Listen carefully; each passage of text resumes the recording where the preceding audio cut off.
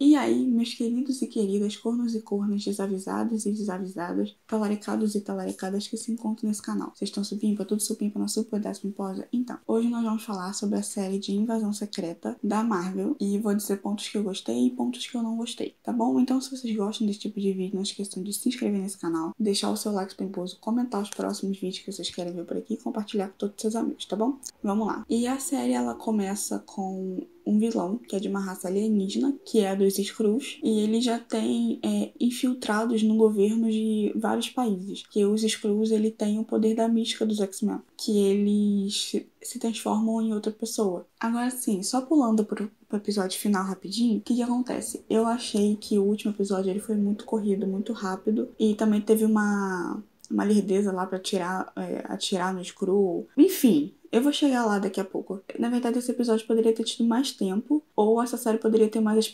episódios para poder ser explicado melhor tudo o que aconteceu nela. E lá no início, a gente descobre que aquele agente que aparece no filme do Pantera Negra, que é o ex-marido da Valentina Allegra de La Fontaine, ele aqui era um Skrull. A gente não sabe, inicia a série e termina, da gente não sabendo em que ponto ele foi trocado, se os acontecimentos de Pantera Negra 2 já eram um Skrull ou era ele, a gente não sabe esse detalhe. E aqui a gente vê o Nick Fury um pouco diferente do que a gente viu nos outros filmes e tal, porque aqui ele parece um Nick Fury já cansado, achando que essa vai ser a última missão dele. E aqui o que acontece? No primeiro episódio, a Maria Hill morre, numa cena incrível do Gravik enganando o Nick Fury, matando a Maria Hill na frente dele. Mas assim, ele lamenta ela por uma cena e depois não lembra mais dela. Aí o Rhodes, que é o máquina de combate, ele aparece meio estranho, né, no início da série, e ele chama o Nick Fury de Nick, coisa que ninguém faz. E nesse início também, a filha do Talos, ela tá do lado do Gravik. E ele quer jogar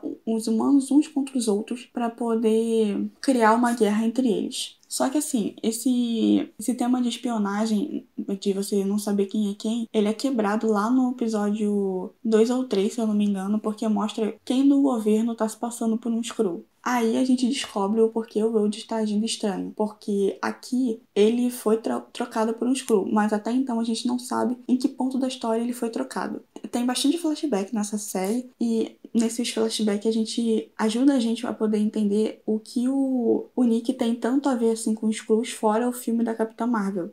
O que ele tem a ver tanto com o Gravik, assim, por exemplo. No caso, ele abandonou os Skrulls quando foi pro espaço e também abandonou a mulher dele na Terra, que era uma Skrull. Então ele foi blipado, ele passou 5 anos longe, a mulher achou que ele tinha morrido e assim que ele volta, ele vai pro espaço e não fala com ela. E a partir do episódio 4, o que eu acho errado é que o tempo dos episódios começam a diminuir e a ficar muito mais rápido os acontecimentos da série. E aqui a gente descobre o motivo pelo qual o Gravik estava fazendo isso, porque ele queria ter todos os poderes dos Vingadores e se transformar em um Super Skrull. Sendo que ele já tinha alguns poderes, ele tinha os poderes lá do vilão do Homem de Ferro 3, ele tinha os poderes do Groot, e agora aqui ele teria de todos, inclusive os poderes da Capitã Marvel e da Wanda. Aí a gente lembra que lá no final da série da She-Hulk, ela critica todos os episódios finais das séries da Marvel, que é tudo numa bolha, basicamente, que são tudo parecidos. E aqui a Marvel volta a fazer o mesmo final. Aí aqui, o que eu falei lá no início do vídeo? Porque quando o Nick Fury, ele descobre que o Rhodes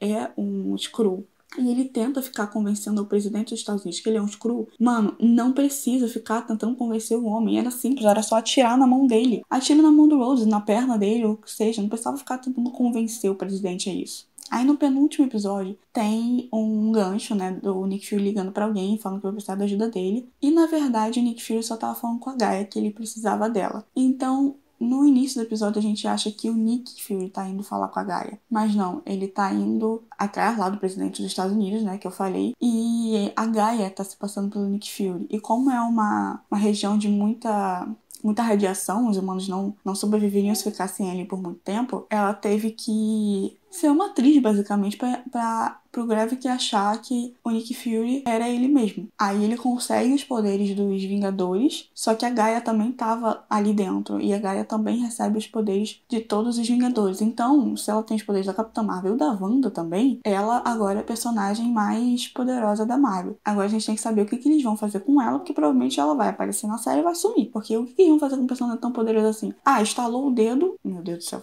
Enfim...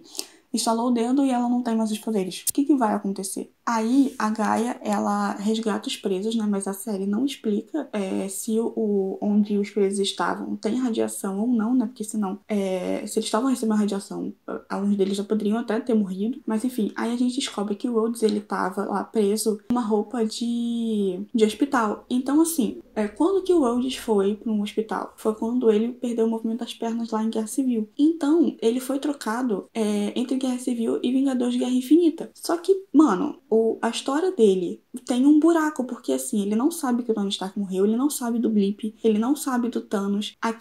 É claro que, por exemplo, eles não pensaram nisso lá em que o Rhodes seria um Skrull lá em Vingadores Ultimato em Guerra Infinita. Não. Então, assim, é muito pesado, porque ele vai ter que descobrir muita coisa no filme que vai lançar dele do que é Guerra das Armaduras. Imagina você receber todas essas informações assim de uma vez. Fora que ele tá num cargo que não era o dele anteriormente, que é um cargo muito maior. E, mano, e no final também, o Nick Fury fala pro presidente, né? Porque o presidente falou assim: a Terra vai ficar contra todos os alienígenas que pisarem nela, vai matar todos eles. Traduzindo, Nova Asgard está em perigo, né? Os Asgardianos são alienígenas, então provavelmente vão atrás deles também. E o Nick Fury falou assim: isso aí é uma coisa que vai acabar você não sendo reeleito. E realmente é o que vai acontecer. O General Ross, que é lá do filme do Hulk, vai ser presidente lá no filme do Capitão América, Nova Ordem Mundial. Eu não sei se é esse o nome ainda, ou se já trocaram, mas ele seria o presidente lá no filme do Capitão América com o Sam Wilson. Aí assim, a Sofia, ela se alia a Gaia e elas meio que criam um acordo parecido com o que o Nick Fury tinha com o Talos, de achar um lugar para os Skrulls e tal. Porque o presidente, ele tava matando pessoas que ele achava que eram Skrulls, então ele às vezes acertava e às vezes matava pessoas inocentes também. E o Fury, ele vai pro espaço com a esposa dele no final da série, que aí vai ser